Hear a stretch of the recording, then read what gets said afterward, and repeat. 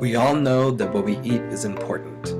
The balance of nutrients we need each day to keep our bodies functioning at their peak is essential to human health. Do you know that what we eat also affects the health of the planet? That hamburger you had for lunch the other day may not only affect your body's ability to fight off certain types of cancer, but it also affects the ability of our planet to regulate its temperature. What? How can eating a hamburger possibly impact the climate? The answer lies within greenhouse gas emissions. As most of you know, greenhouse gases rise up into the atmosphere when they are released and trap heat inside. This has a warming effect on the planet, similar to what happens in a greenhouse. There are four main types of greenhouse gases: fluorinated gases, nitrous oxide, methane, and the one we've all heard about, carbon dioxide. So what does that hamburger have to do with greenhouse gases anyway? Well, as global population grows, so does demand for food. Where and how we grow that food is becoming more and more of an issue. Since we can only do so much with the farmland we currently have, we are clearing forests to make room for new farm and grazing land. According to Scott Wallace of National Geographic magazine, 80,000 acres of rainforest are being cleared each day to make room for farmland. This rapid depletion of our forests reduces Earth's own ability to sequester carbon from the atmosphere through photosynthesis by plants and trees. So not only are we crippling the planet's ability to deal with the large amounts of carbon dioxide that we're putting into the air from industry and transportation emissions, but we're adding more fuel to the fire by dedicating a majority of this farmland to raising meat. Cows in particular release a greenhouse gas called methane through their normal digestive process. Well, according to the EPA, methane only accounts for 16% of global greenhouse gas emissions. It is actually 21 times more effective at trapping heat than carbon dioxide. So yeah, that hamburger you ate for lunch the other day is contributing to a very serious warming trend.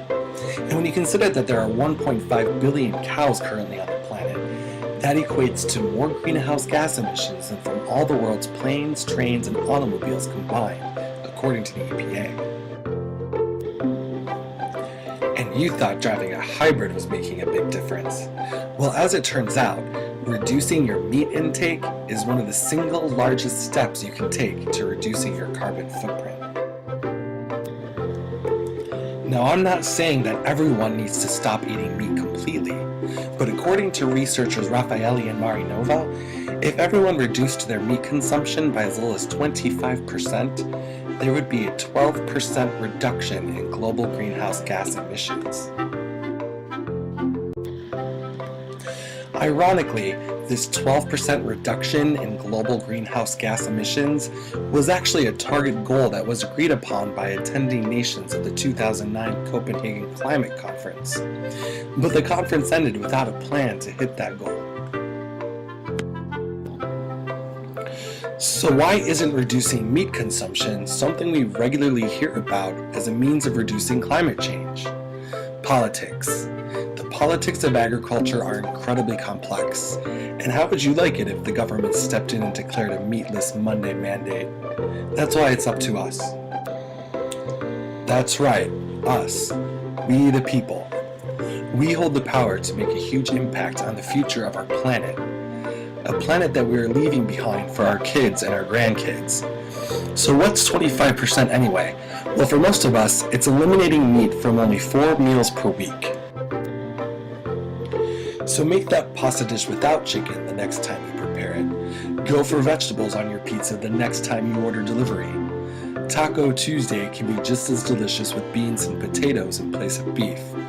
And don't even get me started on spinach lasagna. Yum. And rather than focus on what's missing from your plate, focus on all the things you're gaining. Vegetables are more nutrient dense than meat, and several studies indicate that people who eat less meat have a lower risk of cancer and heart disease. So do it for yourself, do it for your children, do it for the whole planet. Created using Powtoon.